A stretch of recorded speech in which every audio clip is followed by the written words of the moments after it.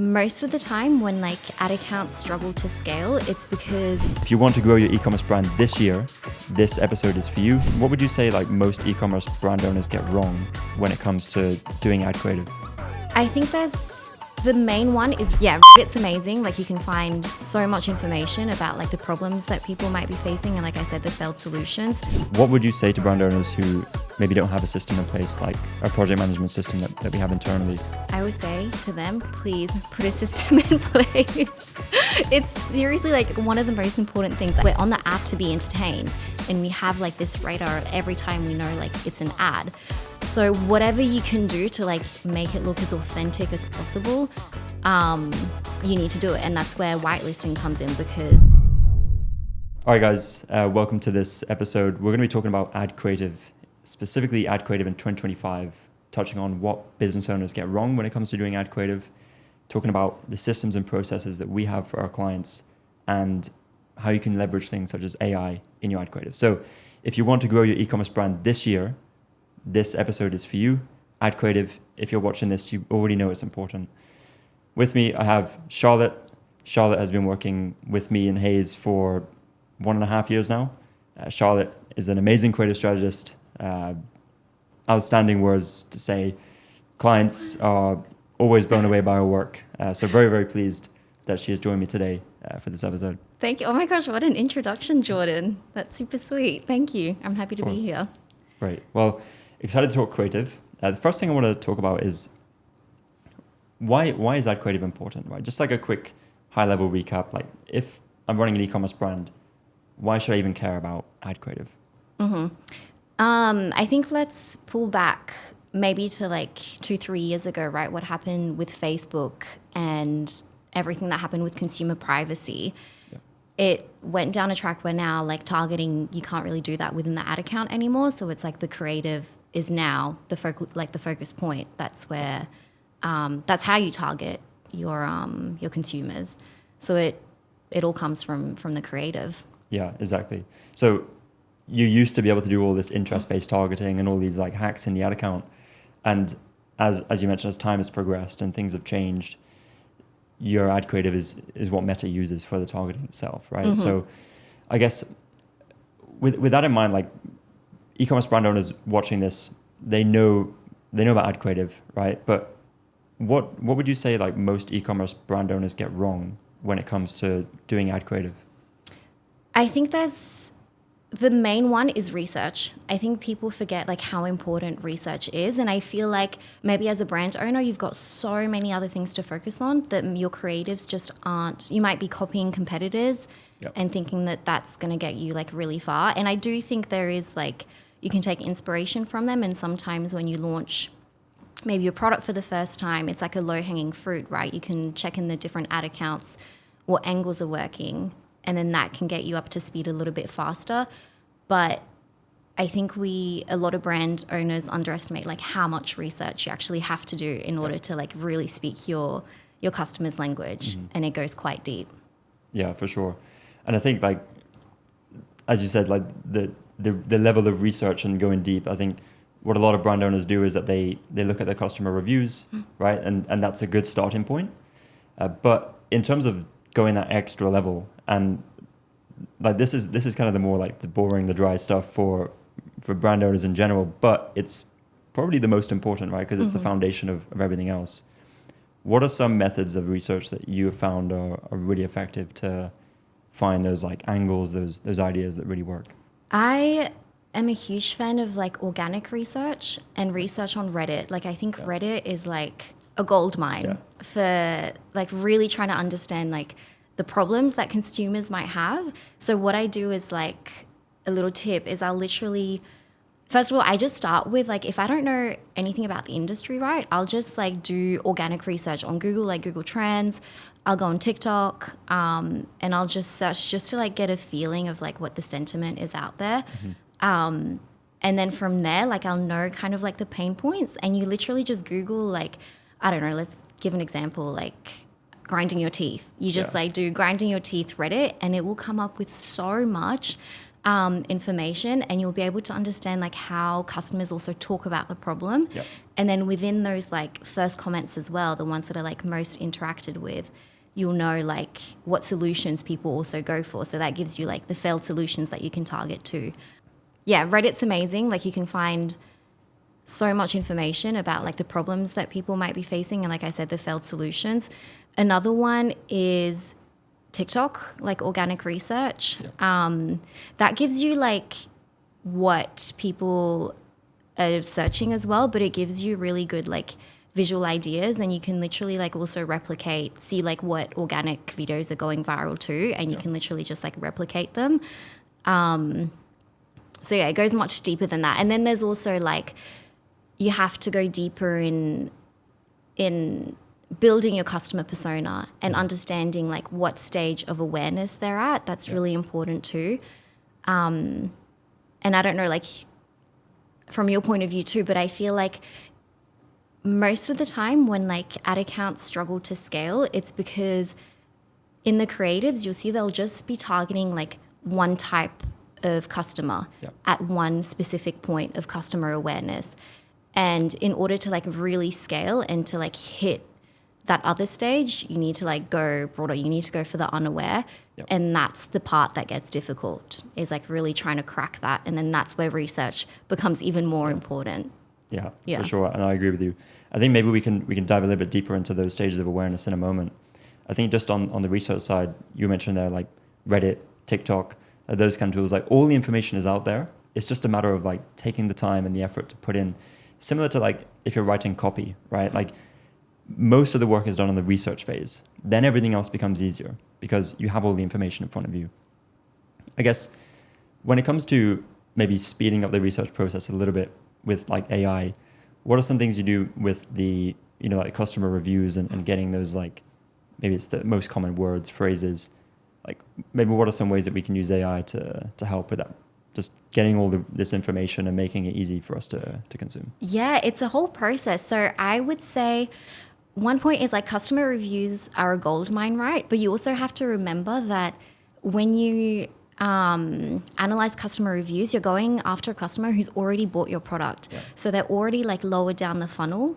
So what I would do, like what I normally I'll go through my system is, let's say once I've done like the overall, like I analyze like the industry and I know like the overall sentiment online, I then download the reviews and I sort them by how many characters they have. So I want like to really put them into ChatGPT. Like I want to put the long ones into ChatGPT because that's where people write a lot more, so you'll get more information. So I do like usually like around 200 characters more. That's how I sort them, and then I just input them into ChatGPT, and I ask it like I separate them between, I would say like 5 different things. So I do like physical pain points, emotional pain points, physical benefits, emotional benefits, and then failed solutions and what's it called? Objections. Okay. And then from there, like there are so many other questions you can ask ChatGPT. Basically, you just reverse engineer like research and you just like ask GPT those questions. Right. But once you've done that, you're able to build a like research one sheet. And what I ask Chat is I ask, give me like the exact language from the reviews that match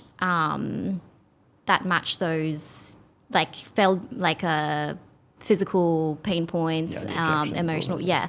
So then that way you can like build a research one sheet when it comes to like writing scripts or writing statics. You have like so many like golden nuggets from it that you can just take. But then that's just with reviews, right? Like I said, you can do that with so many other things, and I really recommend doing that with like Reddit threads. Like you just copy and paste like Reddit threads in there, and Facebook ad comments as well are really good. So there's like reviews is like one layer of it, but you can go like much deeper to really get it.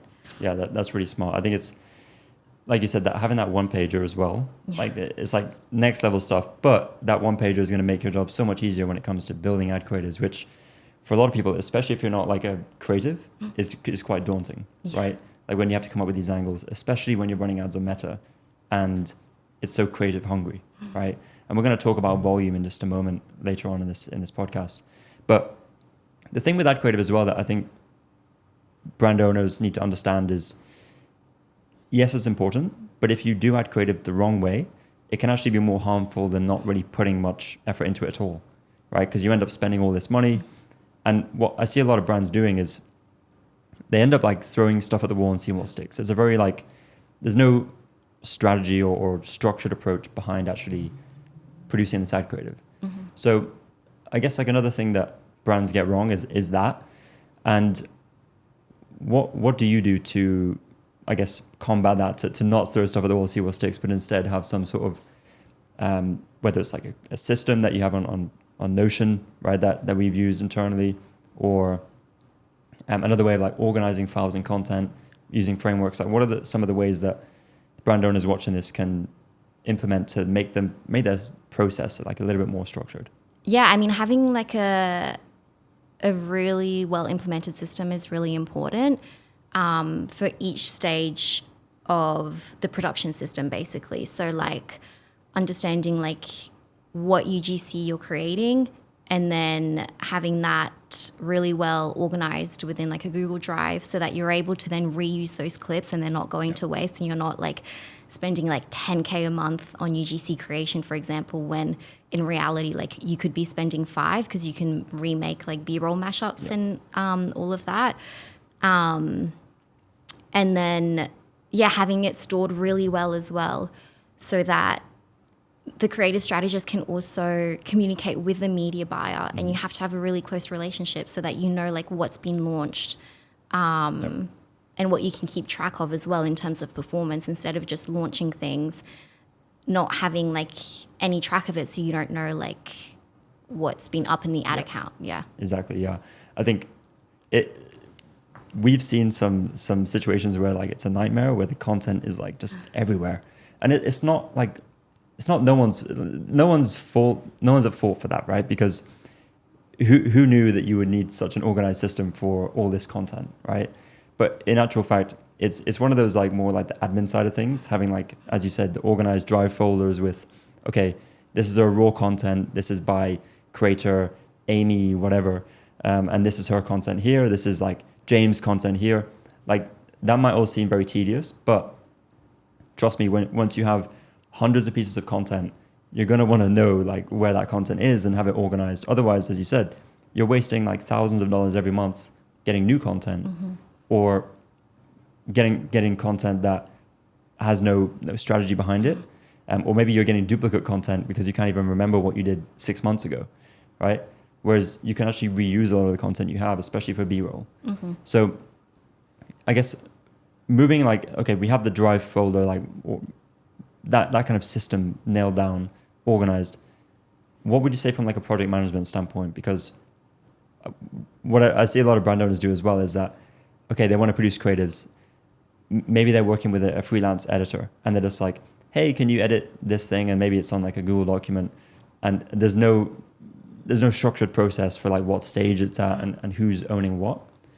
What would you say to brand owners who maybe don't have a system in place, like a project management system that we have internally?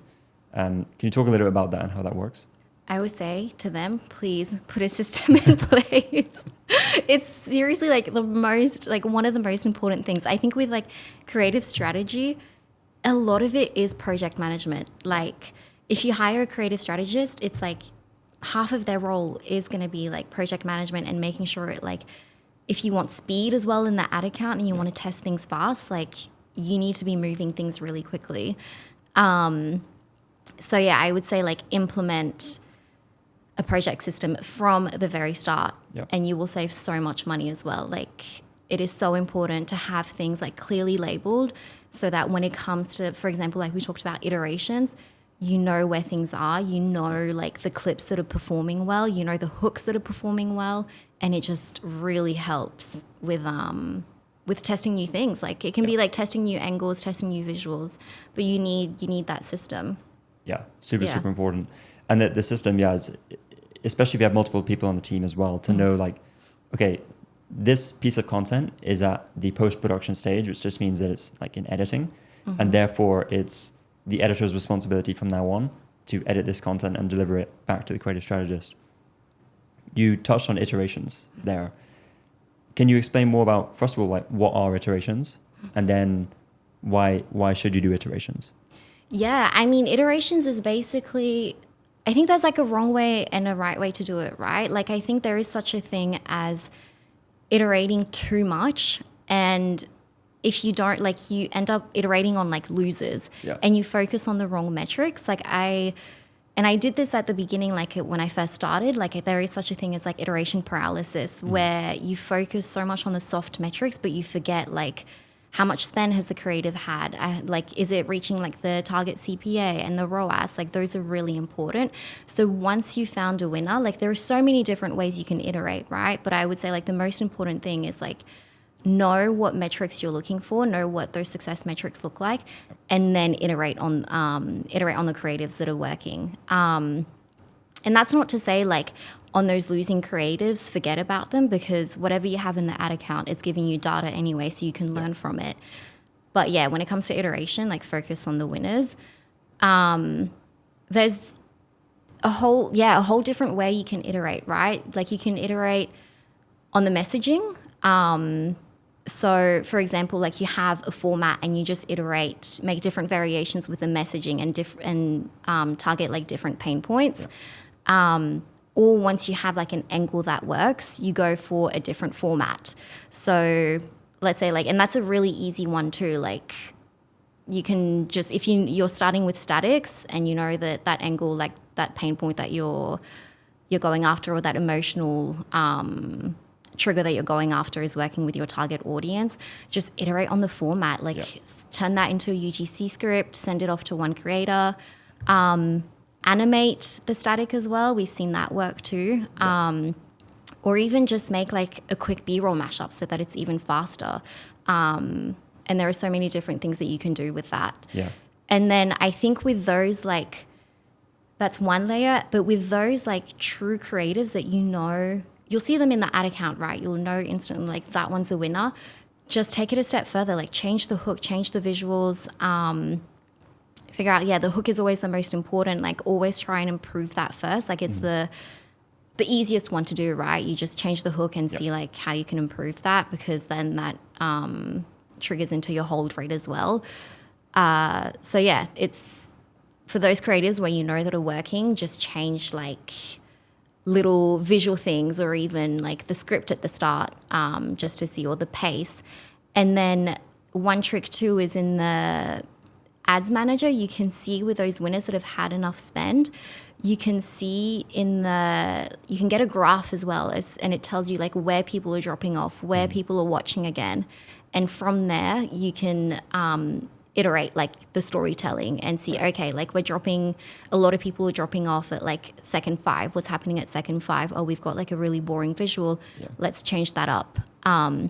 So those are more like, once you know you have a winner, do those things, and it's an easier iteration. So you mentioned there, like it's almost like different levels of iteration. Like you can start on the very simple things, like you said, like changing the format, or you can go like, I guess, more high level, more ninja level, where you're looking at the graphs and stuff. And I think everyone can learn that, right? I think it's just a process of getting there. I mean, one example could be, as you mentioned, like the pain point. Let's just say we're going after a specific pain point. It's like back pain. And maybe it's like a before and after, right? Like maybe that's a static, right? It's about back pain and it's before and after. Maybe that's working really well for us in the ad account. We might say, okay, how can we, as I said, animate that, right? So let's make it move, right? And then, okay, how can we turn that into a video? Or maybe let's get a creator who fits the same target demographic that we're going after, the same age group. And then let's do a before and after, but more like a video format, right? So you kind of just layer on top. And like you were saying, like you mentioned earlier as well, like different stages of awareness. Like most brands in their ad account, they're running maybe like, for what's working for them, it's like one stage of awareness, one angle, right? There's so much opportunity with that, right? Because I mean, one angle can drive an ad account alone, but if you're able to find 2 angles, 3 angles that work, able to target multiple customer personas, you're now spreading your risk, right? And you're getting more things to scale. And ultimately, that's what we found is a way to scale almost like horizontally, Yeah. right? Rather than just like scaling one thing vertically. So yeah, I think that's gold. And one more thing too, like when you're iterating, let's say on the format, you also have to remember like different types of people consume like social media differently, right? Yeah. So let's say like your classic us versus them, it's going after like the 60-year-olds. That's amazing. They've got a lot of spending power. That's probably also why it works, and it's also so simple to understand. But you're like, okay, I want to target like the same problem but go for a younger audience. Just like do a green screen over that static as well with the UGC creator, and then you can just exactly like you said, like scale horizontally. And as well, it's easier too because you're not like trying to research the next angle. Yeah. So you're just milking it, but really going after like different ages, different types of people, depending on like how they consume media. That's really smart. Like what, again, you do all the research work, but once you find that thing that works, you can milk it for so long by doing what you said, moving horizontally, different formats, different demographics, rather than just saying, okay, we got one thing working, now let's go in a completely different direction. Like, stick with that, right? Yes, do some testing, do some other, try different angles, have some things running in the background, but use that as your main thing. Think of it as like your hero product, right? That's what's going to drive you, and then it's going to give you that room in the background in the ad account to have some spend to test other angles. Yeah. So another thing that the brand owners ask me a lot when I speak to them is content creators, right? Because it's kind of this mystical world of like, how do you get content creators that are like, they fit our audience demographic, they are high quality, they're good in front of camera, and they can deliver what we're asking for. Like there's so many different moving parts. And what I see brand owners do a lot is that they end up just working with their customers. Like a customer reaches out and says, hey, I love this product so much, and the brand owner sees it as an opportunity to maybe get some content from them. And that's great, and that can work really well. But what happens most of the time is that it's on both sides, right? The brand owner doesn't really know how to brief the content creator. A lot of people think that if I give them a script, it's going to sound too robotic. If I tell them too many things to do, they're not going to deliver it to the quality I want. So they end up giving them giving the creator more reign, or the customer more reign. But since the customer isn't really a content creator, they don't really know what they're doing. So you end up just getting a video back of them talking to the camera. Like, it's very raw. And don't get me wrong, that can work. It's worked for us in the past. But I think what is most likely to work, especially going into this year, 2025, is high quality content creators that still fit your demographic and still fit your audience. But they understand marketing, right? They understand psychology. They know that, okay, they need to hook people in. Like those kind of creators are what, once you work with them and you can give them the script and you give them the angles and all that stuff, you're going to go much further. So I guess on the creator side, where do we even start with creators? Like, how do we find these content creators? What have been our most successful methods of doing that? Yeah, well, because you don't want to lose that authenticity, right? Like what you were talking about when you go after your customers, that's amazing because you're getting authentic content. But the part where it like gets harder is your customers don't really know, like they won't know direct response. They won't understand like how to get other people to take action. That's not why they're sending you the video. Yeah. So the best way to do it is we use like Backstage. And so you're actually working with actors who are comfortable in front of the camera and who can, the most important thing is just to portray the emotion and like take it further. So you give them a script, right? And you have to be good at copywriting. You have to know like what emotion you want to trigger. But it's also up to the creator to visually portray that. So when you go after an actor or you use actors, it becomes much easier. Yep. The only thing is you need to train them. Like you need to give them guidance as to what makes good B-roll. You need to have them understand like how to capture the product. And you also need to give them, in my opinion, like you need to give them a script. Like I know some people prefer to have it like a little bit more lenient, but we found that sometimes it just doesn't work as well. Right. Like you always like tell the creator to make the script their own, right? You don't want them to sound like a robot. You want them to sound like they're talking to their best friend. Yeah. But you do need to like implement direct response in your script writing and an actor isn't going to know like what that looks like. So you need to guide them with that. Exactly. And then like that comes back to like how you onboard them, like how you train them, how you tell them to like upload the clips. So there's like a lot that goes into it. Yeah. Yeah, I think from the outside in, it can seem like a very, like you just find a creator on Backstage, you get them in, you send them the product, you get like, no, there's a lot that goes into it. Yeah. Like you were saying, this is why, I mean, last year and even more so this year, the role of the creative strategy is so important, because I mean, we just spent, I don't know, 20 minutes, 30 minutes talking about how creative is so important. And everyone knows that it's so important now. They need to be doing it. They need to get better at it. Like, this is how important it is, because when you're talking about content creators, we're transferring the knowledge and skills that we have of, okay, like you were saying, this is how you do B-roll. These are the shots that we need, because the creative strategist is like, you're visioning how the final creative is going to look before it's even done, right? And when someone can do that, they can take someone who doesn't really know, they're great at acting, they're great in front of camera, you give them a script, they're going to deliver it perfectly to you. But you need to know, like, okay, this is the structure of the video. We're going to have, this sort of B-roll where we're going to show the product here. We need it. Okay, for the hook, we need someone taking this product and throwing it in the bin. Like, things like that, right? That you will never get from someone if you just say, hey, can you record a video for us talking about the product? Like, you're just not going to get it, right? So you mentioned Backstage. Backstage has been very good to us. Backstage for US, Canada, UK. If you're in Australia, New Zealand, use starnow.com. I think it's owned by Backstage. The platform is identical, just different colors. But these platforms are amazing and very, very cost effective. I think in most cases free for us. When there's a lot of platforms out there, UGC platforms that charge you for creators. So yeah. And that's very, very important on the creator side. Yeah, and it is going to take, like, if you're like, let's say like first starting out, it is going to take like trial and error to figure out like how to brief creators properly. Because one thing to remember too, it's like you've got to know like how detailed to make it, like how, and if you haven't worked with a creator ever, like this is the first time you're working with that creator.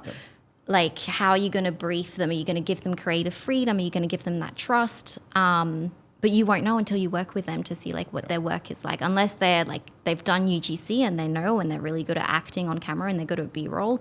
But usually like on Backstage, we do reach out to actors and actresses, which I think is a better method. So yeah, they won't really know like, you really have to know like how to brief them properly. Exactly. But the good thing about these actors as well is that they're coachable, right? Yeah. Like you were saying, like their job is getting into character, right? Like they can go from like themselves into a character and learn, okay, the script, learn the product, learn the pain points, all that stuff.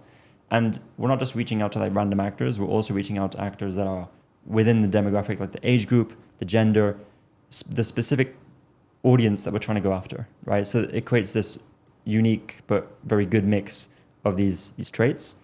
So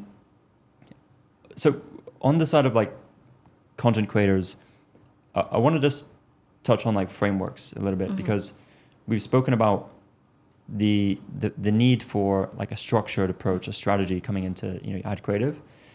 And where do you even start? Like you do the research, you get these angles, you get these pain points, these problems, but how do you structure that into a video? And I guess like without going through like all the frameworks that we have, we don't need to go through that on today's video, but we could just touch on like what frameworks are, and the need for some sort of like structured approach to the video itself. Yeah, I mean, I think of frameworks like how you structure your script, right? And we've also got like proven frameworks too that we know are successful. So it's like we can literally just apply those frameworks to videos, and we'll know, like we'll get like a heads up, like we'll be a little bit closer to success because we know they work. Like, and maybe like a 3 reasons why. I love a 3 reasons why. When you like need to educate your audience, absolutely love it.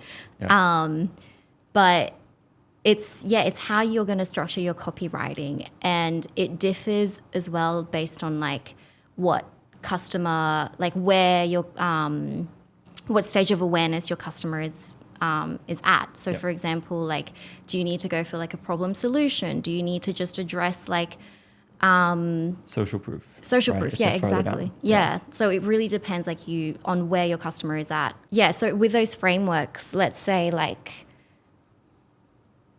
when you write like the scripts for the creators, the way we do it is we just get the creators to record each part of those frameworks like individually. Right. So, for example, we'll get the creator to record the hook first, like we'll get them to record like 3 hooks, and then we'll get them to record the problem, agitation, solution, and we get them to record all of that as one clip. So then that way, when it comes to iterations and when it comes to uploading it into like a Google Drive, it's named in such a way where you can reuse it. Like you're like, okay, I want to go after this emotional problem. You can find it easily. Yeah. So yeah, that goes back to the whole like systemizing Yeah. of Everything kind of feeds into each other. Yeah. So just to clarify, those are like separate videos that the creator is filming. So the creator is not going to literally like one video that's super long and has everything in it, but it's like we specifically say to the creator like, hey, we want each of these individual clips, right? Record the hook, stop the video. Is that how I was done? Yeah, exactly. And it depends. You can give the creator like an exact script, right? Yeah. Or you can give them like main talking points so that you're giving them creative freedom and it sounds a little bit more natural. Yeah. I guess there's like, 2 ways of going about it, but just making sure that they're recording those, like each part of those frameworks individually. Yeah. Yeah. It all feeds into the organization. Yeah. And something else, I guess, like the block library, which we've built for clients. I don't want to go too deep into this because it's a little bit like next level. I want to make sure we stay on like the creative stuff, but maybe something for another video is these individual like videos, like we call them blocks, and basically it allows you to have a way to that reuse that content in the future, right? Kind of goes back to the organization side of things. I want to talk about, so stages of awareness, the 5 stages of awareness, right? You have someone on the complete end of the spectrum that's unaware, like they have no idea about you, the problem, the product, nothing, right? Then you have people who are problem aware. They're aware that they have a problem. They don't really know the solutions out there. Then you have people who are solution aware, right? These are people who are aware of the solutions. Maybe they're not aware of your solution, but they're aware of some solutions that are out there. Then people who are product aware, they're aware of your product, right? They're aware of other products in the market. And finally, those that are most aware. These are people who are aware of your product. They've done the research. These are the people like top % of the market who they've likely tried a bunch of solutions already. They're really sophisticated customers, specifically on your product and the solution, the problem solution you're going after.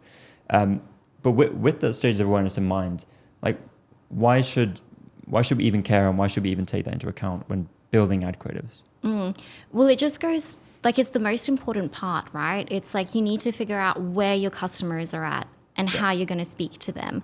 And I found that when you look at ad accounts, like a lot of the easy one is going after like the product aware and problem aware, right? Yep. And I do think you can scale to a certain point, like especially with problem aware, like you can scale to a certain point, but in order to take it to the next stage, you really need to go after those unaware people. And that gets so much harder because you basically need to like think of like you're talking to someone on their phones, right? You need to make them understand like, hey, wait, like this person is speaking my language. I didn't even know I had this problem, but like those pain points actually sound like what I have. Like, wait a second, like I do wake up in the morning with like headaches. I do like have a sore jaw. Like I recognize these symptoms and you need to educate them. So it depends like on the stage of awareness they're at, they're going to need like a different approach. So unaware, you really need to go like into education. Problem aware, you can stick to like problem solution and really dig a little bit more in like the emotions, like How they're feeling every day. yeah. Exactly. And then like lower down the funnel, like you can just go into like, why is your product the best? And then like really focus on social proof. Build trust. Build trust, exactly. And you can do that in different ways, like through authority, through, I don't know, like a little trick I found is even like you can build trust by using family members. I love doing that, where it's like, because we've got such a strong like emotional I guess, hook to family, it's like an easy way you can do that. For example, the B-roll mashup is saying like, my sister's a nurse, or my dad's a dentist, and you'll notice like automatically your audience is a little bit more hooked because you've got that trust with that person. So that's an easy tip to do, like to build trust, is to use like family members. But yeah, like the stage of awareness, it's really like it dictates how you're going to approach your customers. Yeah, exactly. I think it's smart because there's the opportunity is there because hardly anyone is doing this. Like only the most sophisticated marketers are doing this, and it's like as you said, once you like what I think what happens is most brands they go after the top percentage of the market because it's the easiest to capture, right? The people who are the most aware, because you don't really need to sell them. You don't need to have some crazy education like formats to really bring them down the funnel. Then they plateau in terms of like their scale, right? And then they find like they're almost like this invisible ceiling that they can't get above. Like every time they scale spend, they get diminishing returns. And I think, as you said, in order to go after the masses, to really expand your market, is to go after the unaware. Because if you think of the top percentage of the markets being the most aware, the most people are in the unaware, right? That's the huge pool of audience that you can go after. But it's harder to convert them, right? So you're gonna have to put in more work.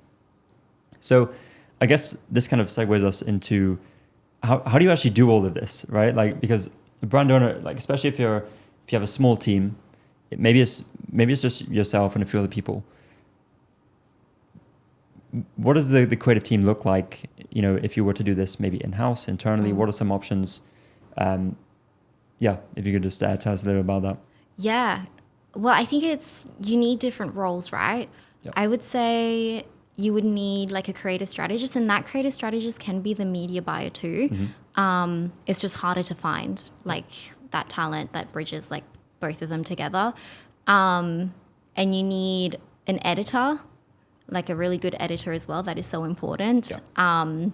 So I would say like the creative strategist is in charge of like get like someone who's good at copywriting. Like I would say that's the main skill for creative strategy, because if you've got a good copywriter, they'll know like the importance of research.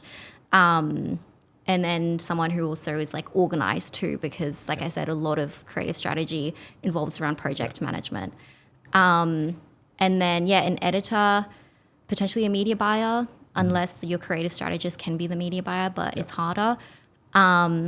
And then depending on your team's capacity too, don't underestimate like how long it takes to communicate with creators, especially like if you want to foster a relationship, you need someone who's going to be able to be like very, very fast with communication. So you might have to look into that role too. So, I mean, you basically like it's building out a whole team in order to do creative strategy. Yeah. And that might sound like a bit foreign to a lot of brand owners. Like I had to build out a whole team, a whole department just for creative. And look, as a brand owner, you could do this yourself, right? If you have a good eye for creative, maybe you're also running your own ads, but you can have a freelance editor, but again, they need to be good. You need to be on the same page. They need to understand pacing of the video, right? A roll, B roll. How often are we going to change the visual that people are looking at? And also, as you said, onboarding creators, good creators are an asset to your brand. Like, don't underestimate that, because if you have a really, really good creator and they're delivering solid videos for you, and those videos are winning in your ad account, they're making you a lot of money. Now, with that in mind, don't put your eggs in one basket with creators. Diversify, have different creators. Creators are going to drop off. Creators are going to raise their rates, and you want to have options, right? Now, it can sound overwhelming, especially as you scale, right? Because as I mentioned at the beginning of this video, especially Meta, it's creative hungry. You're gonna go through a lot of creative. Volume is a thing. If you want to scale your ad spend, you're gonna have to also scale the volume of creative that you're producing. So eventually, you might want to say, okay, how do I bring in other people to do this for me? And that's when I think agencies are great to look at, right? Something we do for our clients at Hays. The whole creative, like internally, the whole creative team is built out. The systems, everything we spoke about today is already there. It's running well, and you can just get to plug into our systems, right? Rather than having to go through the pain of building all this out yourself. So that's an option. Of course, you could build out your own in-house team. It's expensive, probably not a good option if you're not yet at 8 figures as a brand. just for OpEx, right? You want to keep that lean. So yeah, that's what I'd say with team. Maybe let's round off with a bit of whitelisting. We have some time. Mm-hmm. So whitelisting, I'll let Charlotte explain, but I like to say it's, you take your UGC and you put it on steroids. Yeah, that's so true. So can you explain like what whitelisting is, why it's important, and yeah, really why you should be doing it this year? Yeah, so basically whitelisting is when you take for example, your UGC creator and you run it through their account. Mm-hmm. And that instantly like builds so much trust, because when people are flicking, like, you got to remember, like, when someone's flicking through social media, right, we're like at our dumbest form. Yeah. And we have like an ad radar. Like when I think about when I'm scrolling on TikTok or Instagram, I've got like the TV on, like Harry Potter playing in the background or everything. Yeah. And I'm literally at my dumbest form. And we also like, we're on the app to be entertained. And we have like this radar every time we know like it's an ad. So whatever you can do to like make it look as authentic as possible, you need to do it. And that's where whitelisting comes in, because it's coming through the creator's account directly. So it's like, oh, another person who's like me is recommending this product or recommending this solution. So yeah, it's super important. It's also like such an easy way to get winners and to really squeeze out the spend out of your best performing creatives. And we've seen it in ad accounts too, like creatives that performed well, like in the ad account, you whitelist them and they can run for so much longer. Yep. And then like if you have more winners, you need to produce also, like, you can produce like less creatives, so that like helps the process too. For sure. Yeah. It's a way to just scale horizontally, as we were talking about earlier. Yeah. Yeah. The why that, like, everyone watching this, if you use Instagram, and you probably do, you've been served a whitelisting ad, right? And they're good. They're really good, especially as you said, when you blend it in with, because the ad is not coming from Rode, right? If I'm selling microphones, the ad's not coming from Rode. It's coming from John, who is just like me and likes creating content, right? And I'm like, oh, this is just a post from like just a normal person, but it's actually an ad, but it's disguised. So it's really good. So you definitely want to be using whitelisting. The way that we've done whitelisting is we first find the creators that are good for our brand or audience, and they're already working well. And then we layer whitelisting on top of that. So then we structure an agreement with the creators, but maybe we're paying them monthly for the whitelisting access. But we already have the conviction that their content works. So the whitelisting is going to work. I don't think it's a good idea to just do whitelisting from creators that you've never worked with before, because you don't know the quality, you don't know if it's going to resonate. So that's just another tip that I'd give you for whitelisting. But yeah, we covered a lot of ground today. You know, it's the creative. It's there's a lot that goes into it, right? As you probably gathered from the conversation, but it's so important. Is there anything else, you know, just for this year that you think brand owners should have in mind, or do you think we covered it all today? No, yeah. I feel like we've covered like maybe like 5% of it, but like it's a good start. Yeah, like of course you can go down the rabbit hole in each of these things. If you want to go deeper down the rabbit hole, I do have other videos on the channel. You can just click the link below, go to the channel. There's other videos, case studies on how we've used creative to scale brands. And yeah, look, if you want to plug into a system that is already built, already running smoothly, you can, you know, reach out to us, book a call, we can have a conversation, and yeah, see if we can help you grow. But Charlotte, really appreciate the time today. Super grateful to have you here, talk about creative, and yeah, any last thoughts? Thank you so much for having me. Of course. Happy to talk about it all the time. Awesome. All right, guys. See you in the next one.